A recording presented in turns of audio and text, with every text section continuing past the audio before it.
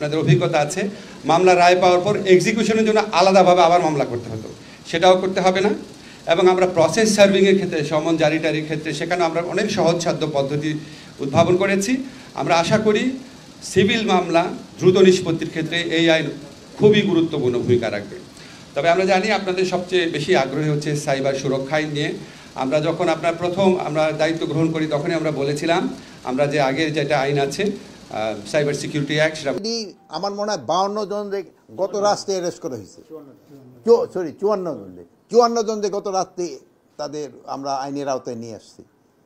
54 জন আইনের আওতায় এরকম ধরনের ঘটনা যারা ঘটাতে চেষ্টা করবে তাদের কাউরই কোনো ছাড় দেওয়া হবে না। প্রিয় দর্শক, স্ক্রিনে থাকা ভিডিওটা ইতিমধ্যে আপনারা দেখতে পেরেছেন। আজকের ভিডিওটা খুবই গুরুত্বপূর্ণ, খুবই ইম্পর্টেন্ট হতে যাচ্ছে।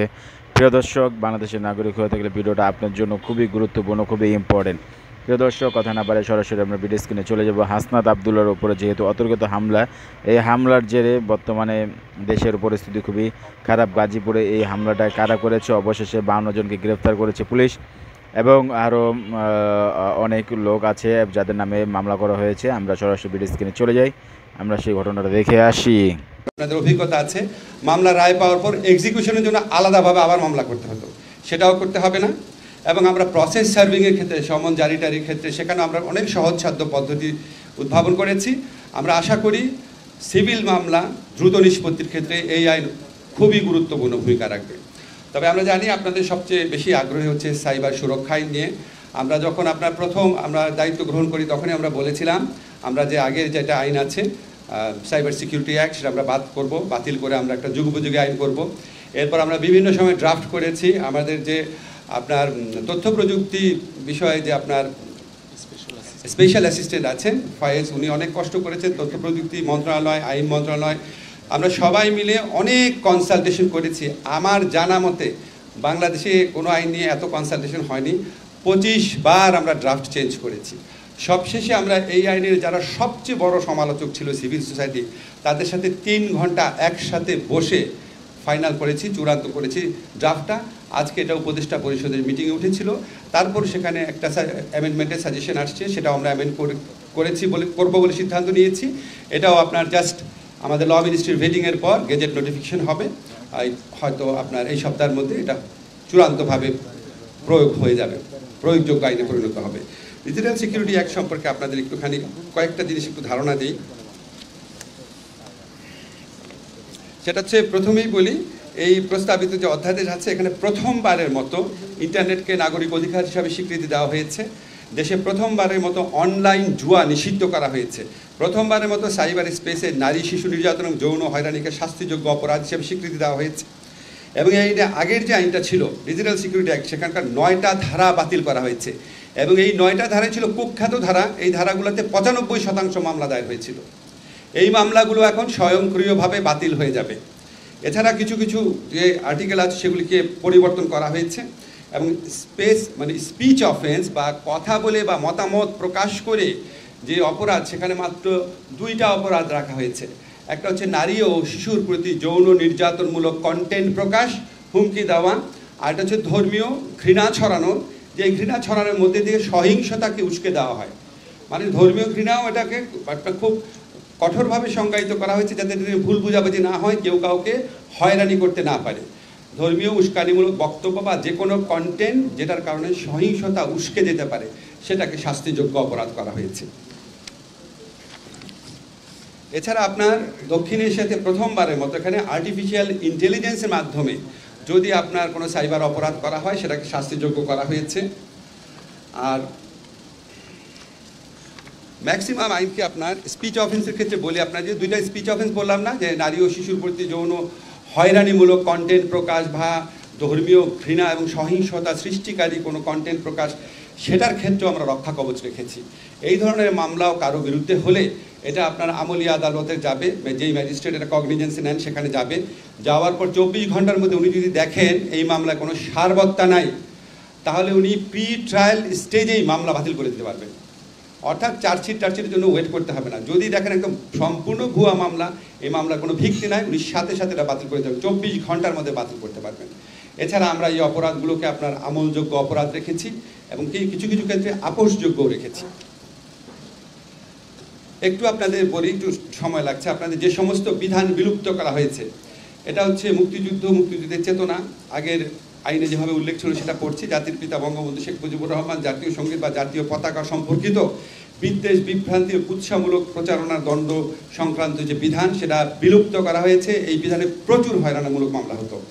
মানহানিকর তথ্য প্রকাশ, প্রচার ইত্যাদির জন্য দণ্ড প্রকাশের বিধান, যেটা এতে প্রচুর মামলা হতো। আপনারা জানেন, অনেক সাংবাদিকও এই মামলার ভিকটিম হয়েছেন। এই ধারা সম্পূর্ণ বাতিল করা হয়েছে। আর এটা জানেন যে provocation to law and order situation, আইন শৃঙ্খলা পরিস্থিতির অবনতি ঘটতে পারে, এই ধরনের কোনো কন্টেন্ট বা কথাবার্তা বলা, এটা কেন প্রচুর মামলা হতো, এটাও সম্পূর্ণ বিলুপ্ত করা হয়েছে। আক্রমণাত্মক, মিথ্যা বা ভীতি প্রদর্শক তথ্যপাত্র প্রকাশ ইত্যাদিকেও সম্পূর্ণ বিলুপ্ত করা হয়েছে। যেগুলি বিলুপ্ত করা হয়েছে 9টা ধারার মধ্যে সবচেয়ে বেশি যেগুলিতে মামলা হতো শুধু সেগুলি আমি উল্লেখ করলাম।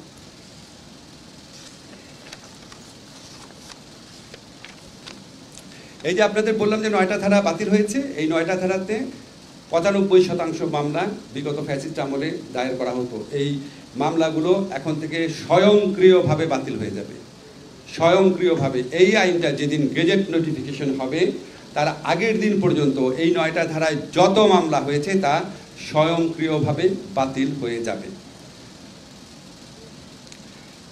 এছাড়া ইতিপূর্বে বিভিন্ন ধারায় যে মামলা করা হয়েছিল, কিছু কিছু ধারায়, সেই সমস্ত ধারার মামলা বাতিল হয়ে যাবে। যেমন সাইবার সন্ত্রাসী কার্য সংগঠনের অপরাধ দণ্ড, পরিচয় প্রতারণা এবং ছদ্মবেশ ধারণের দণ্ড, এই ধারাগুলো কিন্তু আমাদের আইনে আছে, কিন্তু সংজ্ঞাটা এমনভাবে পরিবর্তিত হয়েছে যে আগের ধারার যে মামলাগুলো সেগুলি আর টিকে থাকবে না।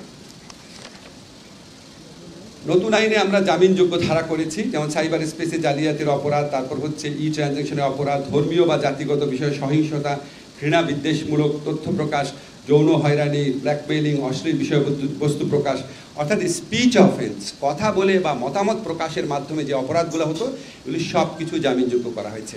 আর এটা খুবই আপনার উল্লেখযোগ্য যে জিনিসটা হয়েছে, এখানে সাইবার সিকিউরিটি কাউন্সিল আছে, যারা আপনার কোনো কন্টেন্ট অপসারণ করবে, কোনো আক্রমণাত্মক বা অপরাধমূলক যদি কন্টেন্ট থাকে, সেই কন্টেন্ট যে অপসারণ করবে সেটার জন্য যে অথরিটি স্ট্যাবলিশ করা হয়েছে, সেই অথরিটিতে সিভিল সোসাইটির মেম্বার থাকবে। এই বিধান সংযোজন করা হয়েছে এবং এই অথরিটি কোনো কন্টেন্ট অপসারণ করার পরে, ধরেন কোনো একটা মানবাধিকার প্রতিষ্ঠানের কন্টেন্ট অপসারণ করলো, তখন এটা 24 ঘন্টার মধ্যে আদালতের অনুমতি নিতে হবে। অপসারণ করার পর অনুমতি নিতে হবে, 72 ঘন্টার মধ্যে অনুমতি নিতে হবে। আদালত যদি বলে যে না, এই কন্টেন্ট অপসারণ করা যাবে না, তাহলে সে কন্টেন্ট পুনরায় প্রকাশ করতে হবে।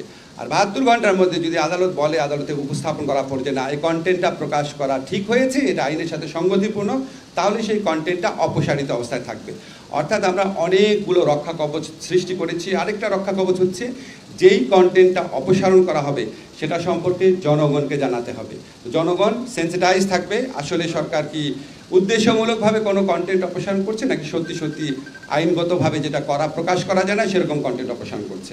আমি আপনাদের আইনগত ব্যাপারগুলো বললাম, আমি শফিককে মাইক দিচ্ছি, আরও কিছু বিষয় সিদ্ধান্ত হয়েছে, শফিক বলবেন। জি, স্থাপক, আজকে আরো অনেকগুলো বিষয়ে সিদ্ধান্ত হয়েছে।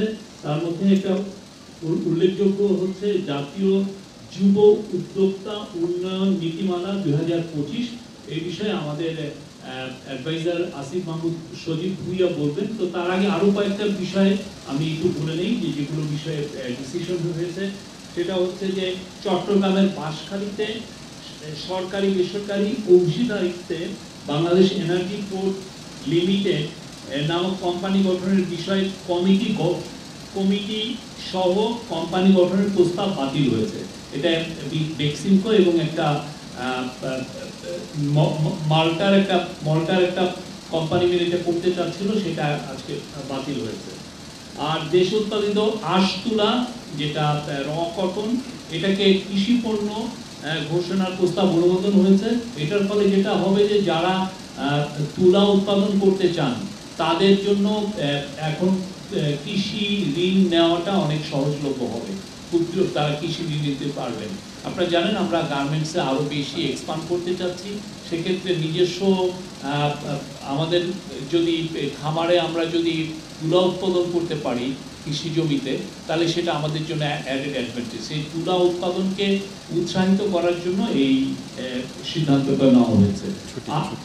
আর ছুটি ঘোষণা করা হয়েছে। ছুটি হচ্ছে আপনারা জানেন যে আগের থেকে ডিক্লেয়ার ছিল ছুটি 5 থেকে 10 তারিখ পর্যন্ত, 5ই জুন থেকে 10ই জুন পর্যন্ত ছিল হচ্ছে ঈদুল আজহার ছুটি, কিন্তু দেখা যাচ্ছে যে ওয়েডনেসডে অ্যান্ড থার্সডে, যেটা জুন 11 এবং 12, অনেক ক্ষেত্রে সেইটাকে ছুটি ঘোষণা করে 17ই মে এবং 24শে মে এই দুইটা দিন, দুইটা স্যাটারডে সরকারি কর্মচারীরা বা যেগুলো আধা সরকারি বা অটোনোমাস এখানে যারা কর্মচারী আছেন তারা এই 2 দিন কাজ করবেন, বিনিময়ে এই 11 এবং 12 তারিখে এই ছুটিটা ঘোষণা হবে। মোট 10 দিন ছুটি, যার ফলে যেটা হলো 11-12 হওয়াতে আপনার 13-14 তারিখ উইকেন্ড, তাহলে মোট ঈদুল আজহার ছুটি হবে 10 দিন। আর এই ক্ষেত্রে ব্যাংক কোম্পানিগুলো যেহেতু তাদের ব্যাংক কোম্পানি অ্যাক্ট দিয়ে চলেন, ব্যাংক কোম্পানি তাদের মতো করে ডিক্লেয়ার করবেন, প্রাইভেট কোম্পানিগুলো তাদের মতো করে ছুটি ঘোষণা করবেন। এই আর একটা ডিসিশন ছিল, সেটা হচ্ছে যে আমাদের অ্যান্টিকুইটিস ল এটা অ্যামেন্ডমেন্ট, কিন্তু এটাকে সেন্ড ব্যাক করা হয়েছে। আমাদের আরো একটা বিষয় আছে, আমি এটা আমাদের ক্যাবিনেট থেকে আপনাদেরকে নবায়নযোগ্য জ্বালানি নীতিমালা করা হয়েছে। সেখানে একটা বড় ইস্যু ছিল যে ইনসিনারেশনের ব্যবহার, ইনসিনারেটর, সেটা নিয়েও ডিবেট হয়েছে এবং আমরা এটাকে অ্যাপ্রুভ করা হয়েছে সাবজেক্ট টু, মানে যাতে ইনসিনারেশন যেটা আমরা করছি সেটা যাতে এনভায়রনমেন্ট ফ্রেন্ডলি হয়। এই আমি আমাদের অ্যাডভাইজার আসিফ মাহমুদ সজীব ভুইয়াকে দিচ্ছি, উনি যুব উন্নয়ন উদ্যোক্তা। আমি আপনাদের একটু ক্ল্যারিফাই করি, ঈদুল আজহার ছুটি এখন একটানা 10 দিন থাকবে, আর আমরা এই ছুটিতে সরকারি কার্যক্রম যেন ব্যাহত না হয় এই জন্য এক্সট্রা 2টা শনিবার সরকারি অফিস খোলা থাকবে। আমরা যুব ক্রীড়া মন্ত্রণালয় থেকে আজকে একটা গুরুত্বপূর্ণ নীতিমালা নীতিগত চূড়ান্ত অনুমোদন পেয়েছে ক্যাবিনেটের, সেটা হচ্ছে জাতীয় যুব উদ্যোক্তা উন্নয়ন নীতিমালা 2025। আমরা বিগত সময়ে দেখেছি যে এন্টারপ্রেনারশিপ নিয়ে অনেক বড় বড় আসলে ঢাকঢোল পেটানো হয়েছে, কিন্তু সেভাবে স্ট্রাকচারাল সেরকম কোনো কাজ আমাদের চোখে পড়েনি। যখন আমরা দায়িত্ব পাই তখন আমি ভেবেছিলাম যে এখানে হয়তো অনেক স্ট্রাকচারাল কাজ থাকবে যেটা আমরা হয়তো সামনে নিয়ে যেতে পারবো, কিন্তু সেরকম কিছুই পাইনি। এখনও যুব ক্রীড়া মন্ত্রণালয়ে উদ্যোক্তা বলতে সেই সেলাই মেশিন, তারপর পাটের বস্ত্র বানানো, সেটাকেই উদ্যোক্তা হিসেবে আসলে নেওয়া হয়, অথবা আমাদের উদ্যোক্তা মেলাগুলো যদি আপনারা দেখে থাকেন সেই আগের ইয়াতেই রয়ে গেছে। কিন্তু উদ্যোক্তা বিষয়টা তো এখন পুরো পৃথিবী জুড়েই একটা অন্য লেভেলে চলে গিয়েছে, এবং আমাদের ইভেন আমাদের ছোট অনেকেও আছে যাদের ভালো ভালো স্টার্ট আপ আছে এবং এটা অন্য একটা লেভেলে আছে। সরকার এখান থেকে অনেক পিছিয়ে ছিল, সেই জায়গা থেকে আমরা এই উদ্যোক্তা নীতিমালা 2025 করা হয়েছে, যাতে করে এই এন্টারপ্রেনারদেরকে আমরা সহযোগিতা করতে পারি, সেরকম একটা কাঠামো প্রস্তুত করার জন্য এই উদ্যোক্তা নীতিমালা করা হয়েছে। দেশে বিরাজমান সামাজিক, অর্থনৈতিক এবং পরিবেশগত চ্যালেঞ্জ মোকাবেলা করতে যুব সমাজের ক্ষমতায়ন, বাংলাদেশের কর্মক্ষম জনসংখ্যার তুলনায় কর্মসংস্থানের সুযোগের ব্যাপক ঘাটতি রয়েছে। প্রতি বছর প্রায় 22 লাখ তরুণ শ্রমবাজারে প্রবেশ করে, যার মধ্যে সরকারি বেসরকারি সহ বিভিন্ন খাত মিলিয়ে 12 লাখকেই আমরা কর্মসংস্থান দিতে পারি, প্রায় 12 লাখ। এই কারণে তরুণদের মধ্যে দক্ষতা ও সৃজনশীলতা বৃদ্ধি করে তাদের সফল উদ্যোক্তা হিসেবে তৈরি করা প্রয়োজন, আর সেজন্য তরুণদের উৎসাহিত এবং সহায়তা করার জন্য সরকারি সংক্রান্ত নীতিতে গুরুত্ব দিয়েছেন। এই নীতিমালার প্রধান কয়েকটা লক্ষ্য উদ্দেশ্য আমি একটু বলবো। সামাজিক, অর্থনৈতিক ও পরিবেশগত উন্নয়নের ক্ষেত্রে তরুণ উদ্যোক্তাদের অসাধারণ অবদানকে স্বীকৃতি দেয় এবং জাতি গঠনে এবং প্রান্তিক জনগোষ্ঠীর জীবনমান উন্নয়নে তাদের সম্পৃক্ততাকে উৎসাহিত করা। যারা উদ্যোক্তা হওয়ার সুযোগ খুঁজছে বা চাকরি হারিয়েছে বা বর্তমানে বেকার বা বিদেশ ফেরত বেকার কিংবা ভবিষ্যৎ কর্মসংস্থান সম্পর্কে নিশ্চিত নন, এমন সম্ভাবনাময় যুবদের নির্দিষ্ট সহায়তা প্রদান করা এবং সেই সাথে বিশেষ সহায়তা সম্পন্ন ব্যক্তি, সুবিধাবঞ্চিত প্রান্তিক এবং বেকার তরুণদের আত্মকর্মসংস্থানের পথকে সহজতর করা। নারীদের মধ্যে যারা বেকার কিংবা গৃহিণী এবং তাদের মধ্যে যারা নিজস্ব উদ্যোগ শুরু করতে চাইছেন তাদেরকে সহায়তা করা। ফ্রিল্যান্সার, স্বতন্ত্র বা একক মালিকানাধীন প্রতিষ্ঠানের জন্য বিশেষ কার্যক্রম চালু করা, যাতে তারা নতুন নতুন ব্যবসা পেতে পারে, বিশেষ করে বিদেশে বসবাসরত বাংলাদেশিদের সাথে সংযোগ স্থাপন করতে পারে এবং তাদের অংশীদারিত্ব বা যৌথ উদ্যোগে ব্যবসা প্রতিষ্ঠা করতে পারে। যুব উদ্যোক্তাদের কর্মসংস্থানের ক্ষেত্র বৃদ্ধি করতে এবং বৈশ্বিক শ্রমবাজারের চাহিদার সাথে তাদের দক্ষতার সমন্বয় করতে বিশ্বব্যাপী চাহিদা রয়েছে এমন বিষয়ে প্রশিক্ষণ প্রদান করা। এই নীতিমালার অধীনে যুব ক্রীড়া মন্ত্রণালয়ের আওতায় একটি যুব উদ্যোক্তা গবেষণা ও পরিবীক্ষণ কেন্দ্র স্থাপন করা হবে। কেন্দ্রটি স্কিল ম্যাপিং করা, সারা দেশে যুব উদ্যোক্তাদের দক্ষতার ধরন চিহ্নিত করা, সব বয়সের যুব উদ্যোক্তাদের সাথে সমন্বয় করা, দেশের যুব উদ্যোক্তাদের সুবিধা, চ্যালেঞ্জ এবং বহুমুখী সমস্যা নিয়ে নিরন্তর গবেষণা পরিচালনা করা এবং গবেষণা প্রতিবেদন ও প্রকাশনা তৈরি করা, যুব উদ্যোক্তাদের কার্যক্রম নিয়মিত পরিবীক্ষণ করা এবং যুব উদ্যোক্তাদের কাজের অর্থনৈতিক ও সামাজিক প্রভাব পরিমাপ করা, যেমন সৃষ্ট কর্মসংস্থানের সংখ্যা, মোট আয়ের পরিমাণ কি, এগুলো নির্ধারণ সহ বিভিন্ন কাজ করবে। যুব ক্রীড়া মন্ত্রণালয়ের দিক নির্দেশনায় যুব উন্নয়ন অধিদপ্তরের মাঠ প্রশাসনের সঙ্গে সমন্বয় করে উপজেলা ও জেলা পর্যায়ে বার্ষিক উদ্যোক্তা মেলা আয়োজন করা হবে। উদ্যোক্তাদের পুঁজি সরবরাহের জন্য এই নীতিমালার অধীনে কয়েকটি ব্যবস্থা নেওয়ার কথা বলা হয়েছে, যেমন যুব উন্নয়ন অধিদপ্তর থেকে সামাজিক ব্যবসা হিসেবে ঘূর্ণায়মান ঋণ তহবিল প্রতিষ্ঠা করে সহজ শর্তে এবং স্বল্প সুদে ঋণ প্রাপ্তিতে উদ্যোক্তাদের সহায়তা করা হবে। বিভিন্ন বাণিজ্যিক ব্যাংক, বিশেষায়িত ব্যাংক এবং আর্থিক প্রতিষ্ঠান, ট্রাস্ট ফান্ড ইত্যাদির মাধ্যমে উদ্যোক্তাদের 10 লাখ টাকা পর্যন্ত ঋণ সহায়তা দেওয়া হবে। উদ্যোক্তাদের ঋণ সহায়তার জন্য বিভিন্ন সরকারি ও বেসরকারি ব্যাংক ও আর্থিক প্রতিষ্ঠানের সাথে সমঝোতা স্মারক স্বাক্ষর করা হবে। এছাড়াও উদ্যোক্তাদের পণ্য বা সেবা উৎপাদনের জন্য কাঁচামাল বা অন্যান্য পণ্য আমদানি প্রয়োজন হলে নির্দিষ্ট সময়ের জন্য কর ও শুল্ক অব্যাহতি দেওয়ার উদ্যোগ নেওয়া হবে। উদ্যোক্তাদের জন্য প্রশিক্ষণ এবং বুট ক্যাম্পের ব্যবস্থা করা হবে। তহবিল সংগ্রহ, বিপণন এবং ব্র্যান্ডিং, জনসংযোগ, ব্যবসায়িক আইন, অর্থ ও হিসাবরক্ষণ বিষয়ে প্রশিক্ষণ দেওয়া হবে। সরকারি ও বেসরকারি বিশ্ববিদ্যালয়, কারিগরি ও বৃত্তিমূলক শিক্ষা প্রতিষ্ঠান এবং বিদ্যমান গবেষণা কার্যক্রমের পাঠ্যসূচিতে উদ্যোক্তা উন্নয়নকে অন্তর্ভুক্ত করার পদক্ষেপ নেওয়া হবে। প্রচলিত প্রযুক্তি এবং সোশ্যাল মিডিয়া ব্যবহার করে সারা দেশের সকল উদ্যোক্তাদের একটি একক প্ল্যাটফর্মে আনার উদ্যোগ নেওয়া হবে। উদ্যোক্তাদের উদ্বুদ্ধ করতে এবং তাদের মধ্যে প্রতিযোগিতামূলক পরিবেশ সৃষ্টির লক্ষ্যে জাতীয়, জেলা ও উপজেলা পর্যায়ে যুব উদ্যোক্তা পুরস্কার প্রবর্তন করা হবে। সকল উদ্যোক্তা, সফল উদ্যোক্তা এবং বিনিয়োগকারীদের প্রতি বছর জাতীয়, জেলা, উপজেলা পর্যায়ে উদ্যোক্তা সমাবেশ আয়োজনের মাধ্যমে স্বীকৃতি দেওয়া হবে। এই নীতিমালা বাস্তবায়নের প্রাতিষ্ঠানিক ব্যবস্থাপনা কাঠামো তৈরি করা হয়েছে। জাতীয় পর্যায়ে এই নীতিমালা বাস্তবায়ন কার্যক্রম তদারকির জন্য যুব ক্রীড়া মন্ত্রণালয়ের উপদেষ্টা মন্ত্রী, প্রতিমন্ত্রীর সভাপতিত্বে একটি জাতীয় কাউন্সিল গঠন করা হবে এবং এই নীতিমালা বাস্তবায়নের জন্য যুব ক্রীড়া মন্ত্রণালয়ের সচিবের সভাপতিত্বে একটি স্টিয়ারিং কমিটি এবং যুব উন্নয়ন অধিদপ্তরের মহাপরিচালকের সভাপতিত্বে একটি বাস্তবায়ন কমিটি গঠন করা হবে এবং এগুলো জাতীয়, জেলা এবং উপজেলা পর্যায়ে এই কমিটিগুলো রেপ্লিকেট করা হবে। যুব উন্নয়ন অধিদপ্তরের স্থানীয় কার্যালয়গুলো যুব উদ্যোক্তা বাস্তবায়নের বিষয়টি নিয়মিত তদারকি করবে এবং উদ্যোগ বাস্তবায়নের প্রয়োজনীয় পরামর্শ গ্রহণ করবে এবং এই উদ্দেশ্যে একটি রিপোর্টিং সিস্টেম স্থাপন করা হবে। যুব উন্নয়ন অধিদপ্তর সরাসরি এই নীতিমালা বাস্তবায়ন করবে এবং বিস্তারিত স্বল্প, মধ্যম ও দীর্ঘমেয়াদী সময় ধরে পরিকল্পনা প্রণয়ন করবে।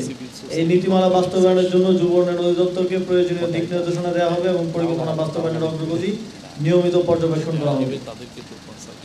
এই আমরা আশা করছি এই নীতিমালা এবং এর যে প্রস্তাবনাগুলো এখানে এসেছে সেগুলো বাস্তবায়নের মাধ্যমে বাংলাদেশে আমরা যেই নতুন নতুন উদ্যোক্তা অনেক আইডিয়া নিয়ে আমাদের তরুণ প্রজন্ম আসছে, তাদের এই আইডিয়াগুলোকে বাস্তবায়নে এবং ব্যবসায় রূপান্তরিত, সফল ব্যবসায় রূপান্তরিত করা, সফল স্টার্ট আপে রূপান্তরিত করতে সরকারের পক্ষ থেকে আরও অধিকতর সহযোগিতা আমরা করতে পারবো এবং আমরা যদি এটার সুষ্ঠু বাস্তবায়ন নিশ্চিত করতে পারি, আশা করি আমাদের এখানে একটা স্টার্ট আপ বুম হবে। পুরো পৃথিবীতে যেটা এখন চলছে, আমাদের এখানকার তরুণরাও সেখানে অংশগ্রহণ করতে পারবে। ধন্যবাদ। আপনাদের কোনো আইন নিয়ে প্রশ্ন আছে? জাস্ট 3টা প্রশ্ন বলেন। জি, আমার নাম মনিরুল সোহাগ, আমি ডিবিসি টেলিভিশনে কাজ করি। সাইবার সুরক্ষা আইনের যে অপরাধগুলোর কথা বলা হয়েছে, যেগুলোতে বিচার করা যাবে, সেগুলোতে সর্বোচ্চ শাস্তি কি রাখা হয়েছে এবং কেউ যদি কাউকে ফাঁসানোর জন্য বা হয়রানির জন্য মিথ্যা মামলা করতে আসে সেক্ষেত্রে কী ব্যবস্থা রয়েছে? সর্বোচ্চ শাস্তি আমি যতটা মনে করতে পারছি 2 বছর কারাদণ্ড কম রাখা হয়েছে। মিথ্যা মামলার ক্ষেত্রে সাজার বিধান আছে আরও বেশি। মিথ্যা মামলা মনিটর করার জন্য ওখানে অ্যাক্টিভিটিস যে থাকবে, কনসার্ন অথরিটি, তারা মিথ্যা মামলাও মনিটর করবে। শাস্তি কমানো হয়েছে। স্যার, আমার নাম মনিরুল জামান উজ্জ্বল, আমি জাগো নিউজ থেকে বলছি। স্যার, আমার প্রশ্নটা আজকের না, আমি আপনাকে জানতে চাই যে নারী সংস্কার কমিশন যে প্রতিবেদন দিয়েছে এটার বিরুদ্ধে সারা দেশে একটা প্রতিবাদের ঝড় উঠেছে। ধর্মীয় চাপের মুখে সরকার কি নারী বিষয়ক সংস্কার কমিশনের রিপোর্ট বাতিল করবে? এটা তো আজকের বিষয় না, তবু আপনাকে বলি, শুনে নারী সংস্কার কমিশনের যে প্রস্তাব সেটা হচ্ছে একটা কমিশনের প্রস্তাব, এটা তো সরকারের সিদ্ধান্ত না। ঠিক আছে, আমাদের যতগুলা সংস্কার কমিশন হয়েছে সবগুলোর ব্যাপারেই কিছু না কিছু ক্ষেত্রে ভিন্নমত এসেছে। সো নারী সংস্কার কমিশনের যে প্রস্তাব সেখানেও ভিন্নমত থাকতেই পারে, অধিকাংশ ক্ষেত্রে ভিন্নমত শালীনভাবে প্রকাশ করা হয়েছে, কিন্তু কিছু ক্ষেত্রে অত্যন্ত বিদ্বেষমূলক, আক্রমণাত্মক এবং নারী শুধু না মানে পুরা জাতির প্রতি অবমাননাকরভাবে প্রতিক্রিয়া ব্যক্ত করা হয়েছে। আমরা এটা আশা করি না এই সমাজে ভিন্নমত চর্চা থাকবে। আমি শুধু আপনাদের এটা নিয়ে আর কিছু বলবো না, শুধু একটা কথা বলে দিই, আমাদের যে কোনো ধরনের বড় সংস্কার রাজনৈতিক ঐক্যমত্য ছাড়া বাস্তবায়ন করা হবে না। এবং আরেকটা জিনিস খেয়াল রাখবেন, এটা একটা সংস্কার কমিশনের প্রস্তাব, এটা কিন্তু সরকারের সিদ্ধান্ত না। তা আমরা আশা করব ভিন্নমত এবং প্রতিক্রিয়া জ্ঞাপন করার ক্ষেত্রে সবাই যেন সহনশীলতা এবং শালীনতার পরিচয় দেয়। আসসালামু আলাইকুম, আমি আহমেদ সোহাগ। আমার প্রশ্ন হচ্ছে যুব উন্নয়ন যে বিষয়টা নিয়ে আলোচনা হয়েছে সেখানে হচ্ছে সার্টিফিকেটধারীরা সেক্ষেত্রে যে প্রশিক্ষণটা গ্রহণ করতে পারবে, যারা সার্টিফিকেটধারী না তারা কি এক্ষেত্রে প্রশিক্ষণ গ্রহণ করার জন্য সর্বাত্মক সুযোগ পাবে কিনা? আরেকটা বিষয় হচ্ছে আমরা দেখেছি আগেও এই সমস্ত প্রশিক্ষণগুলো যারা গ্রহণ করতো তারা শুধু প্রশিক্ষণের ভাতাটা পাবে যে এই উদ্দেশ্যে ওখানে অংশগ্রহণ করতো। এখন কি আসলে কার্যকরীভাবে আসলে যুবকদেরকে ট্রেন করে তাদেরকে কার্যকর করার জন্য পরবর্তী পদক্ষেপও সরকার পর্যালোচনা করবে কিনা এবং সেগুলো সরকারের নিয়ন্ত্রণে থাকবে কিনা? আজকে যে নীতিমালাটা হয়েছে এটা হচ্ছে উদ্যোক্তা উন্নয়ন নীতিমালা। এটা আসলে প্রশিক্ষণ, এটা শুধু উদ্যোক্তাদের সংশ্লিষ্ট প্রশিক্ষণটা এটার আন্ডারে হবে। এর বাইরে আপনি যেটা বলছেন সেটা হচ্ছে আমাদের যুব উন্নয়ন অধিদপ্তরের যে প্রশিক্ষণগুলো হয়, অনেকে শুধু ওই যে একটা ডেলি অ্যালাউন্সের জন্য হয়তো ইয়াতে যায়। তো আমরা চেষ্টা করছি যে আমাদের যে প্রশিক্ষণগুলো আছে সেগুলোর আধুনিকায়ন করা এবং যুগের সাথে তাল মিলিয়ে, যাতে আমি এসে এমনও প্রশিক্ষণ পেয়েছি যে স্মার্টফোন কীভাবে চালাতে হয় এই ধরনের প্রশিক্ষণ, এগুলো তো মানে মেক নো সেন্স। তো আমরা যুগের সাথে তাল মিলিয়ে আমাদের প্রশিক্ষণগুলোকেও আরও ডেভেলপ করার চেষ্টা করছি, কারিকুলামগুলো ডেভেলপ করছি। এবং আপনারা জানেন নতুন কিছু প্রশিক্ষণ আমরা ইন্ট্রোডিউস করছি, সেলফ ডিফেন্স, তারপর হচ্ছে আর্টিফিশিয়াল ইন্টেলিজেন্স নিয়েও আমরা প্রশিক্ষণ এই জুন জুলাই থেকে হয়তো আপনারা পেয়ে যাবেন, আর্টিফিশিয়াল ইন্টেলিজেন্সের প্রশিক্ষণটা যাবে। আমরা পৃথিবীর সাথে তাল মিলিয়ে চলার জন্য আমাদের তরুণরা যাতে নিজেদেরকে তৈরি করতে পারে ঠিক সেভাবেই সামনের প্রশিক্ষণগুলো ডিজাইন করব এবং সেগুলো উন্নত মানের প্রশিক্ষণ হবে। যেটা হয় সাধারণত স্কিল ডেভেলপ করার জন্য কেউ সরকারি কোনো প্রতিষ্ঠানে আসে না, কিন্তু আমরা প্রশিক্ষণগুলো এমনভাবে ডেভেলপ করব যে সরকারি প্রতিষ্ঠানেই স্কিল ডেভেলপ করতে সবাই আসবে, বরং ডেলি অ্যালাউন্সের জন্য না, বরং টাকা দিয়েও প্রয়োজন হলে আসবে, এরকম কোয়ালিটি প্রশিক্ষণ আমরা নিশ্চিত করব। স্যার, আমার নাম আইনাল হোসেন, আমি আজকে পত্রিকা কাজ করি। সাইবার সিকিউরিটির যে ধারাগুলো বাতিল বা করা হলো সেখানে মামলার সংখ্যাটা কেমন হতে পারে? ভাই সংখ্যা বলতে পারবো না, 95% মামলা, রাফলি স্পিকিং, হ্যাঁ 95% মামলা তদন্তাধীন যেগুলো আছে, বিচারাধীন আছে, সব বাতিল হয়ে যাবে। লাস্ট কোয়েশ্চেন এটা, হ্যাঁ বলে।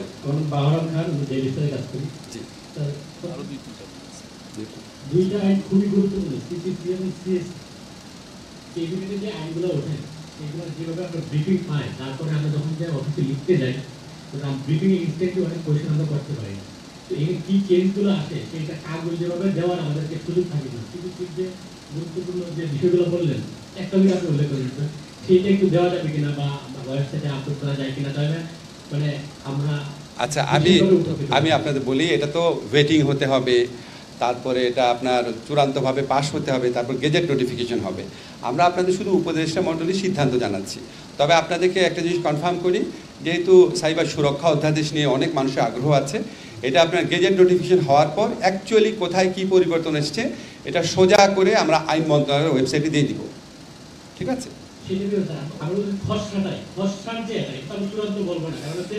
অফিসে গিয়ে এত প্রশ্নের সম্মুখীন হতে হয় যে আমি আপনাকে ইনস্ট্যান্টলি কয়টা প্রশ্ন করবো, আপনি নিজে এখানে যেহেতু লিমিটেড করে দিচ্ছেন, আমি করতে পারতেছি না।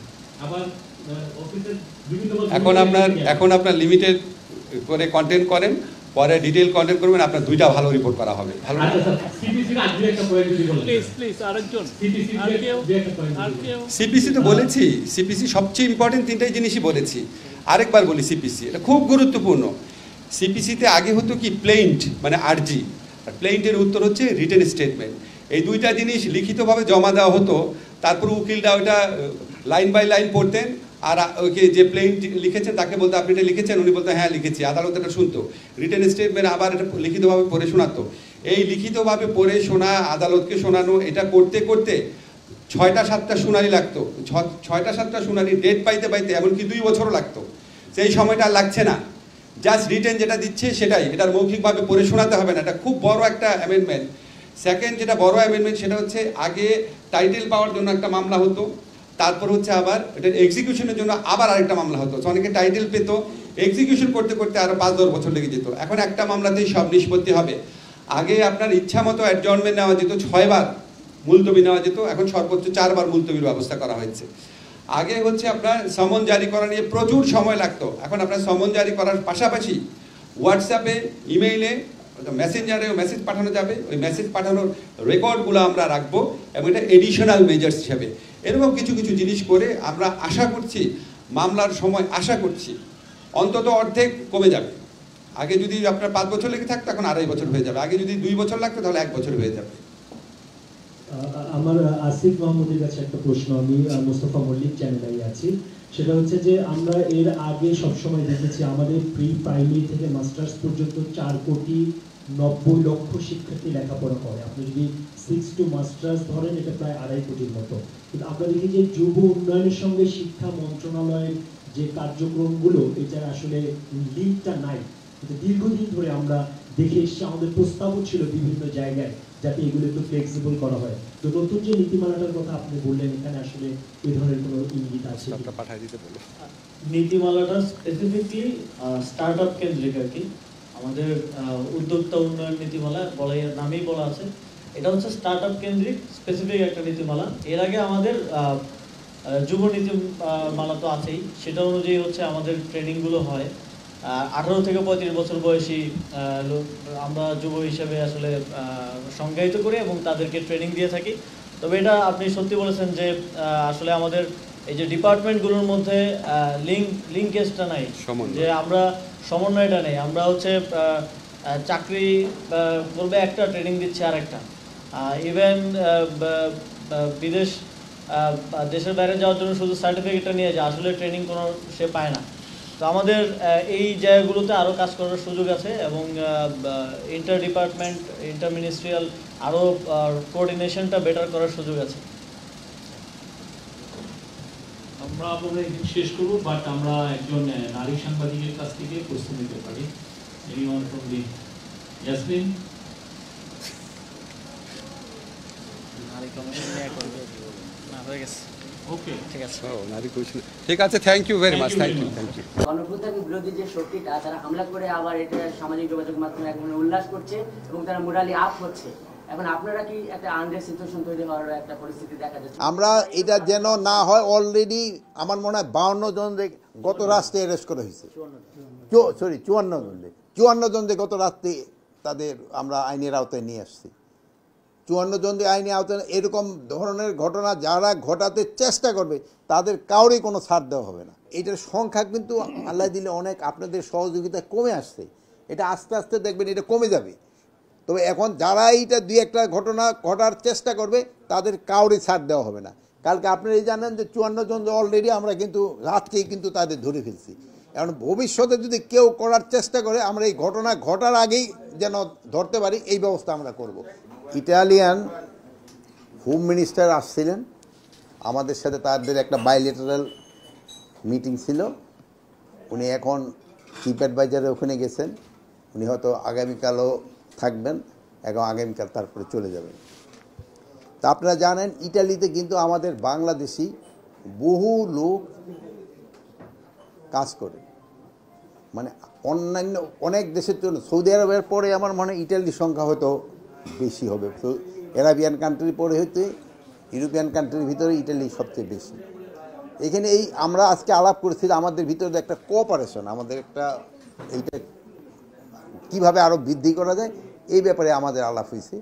এবং আমাদের যারা ওখানে কাজ করতেছে তারা যেন প্রপার ভিসা নিয়ে এবং প্রপার চ্যানেলে যায়, এই জন্য তারা বলছেন। যেন আপনারা জানেন যে অনেক সময় অনেকে আছে যে যারা হয়তো সৌদি আরবিয়ার ভিসা নিয়ে গেল বা অন্য লিবিয়ার ভিসা নিয়ে গেল বা অন্য যে কোনো কান্ট্রির ভিসা নিয়ে গেল, তারপর ওখান থেকে আবার ইটালিয়ান ভিসা না দিয়ে চলে যায়। এটা যেন না করে, এটা যেন বলছে ওনারা প্রপার বাংলাদেশ থেকে যেন ভিসা নিয়ে যায়। এবং ওনারা আমাদের দেশ থেকে আরও বেশি লোক নিতে আগ্রহী, যেহেতু বলছেন যে বাংলাদেশি লোকরা ওখানে খুব ভালো কাজ করেন এবং তারা খুব হার্ড ওয়ার্কিং এবং তারাও ইটালিয়ান ইকোনমিতে একটা বড় ধরনের কন্ট্রিবিউট করে যাচ্ছে। ওনারা নতুন করে লোক নেবে, বাট প্রপার চ্যানেলে যেতে হবে, একে লিগ্যাল মাইগ্রেশন, লিগ্যালভাবে ভিসা নিয়ে ওনাদের। যেমন অনেক সময় আছে আমাদের জন্য অন্য দেশের ভিসা নিয়ে যাইয়া ওখান থেকে কোনো সাগর ক্রস করে চলে যায়, ওইটা যেন না হয়। বলছে আপনারা লিগ্যাল সিস্টেমে যাওয়ার জন্য ওনারা আমাদের স্ক্রিনে থাকে ভিডিওটা ইতিমধ্যে আপনারা দেখতে পেরেছেন। ভিডিওটা ভালো লাগলে অবশ্যই শেয়ার করে দিবেন। আপডেট ভিডিও পেতে চলেন আমাদের সাথে চোখ রাখবেন। ভালো থাকবেন, সুস্থ থাকবেন এবং হাসান আব্দুলকে ভালোবেসে থাকলে অবশ্যই ভিডিও শেয়ার করে দিবেন। আল্লাহ হাফেজ।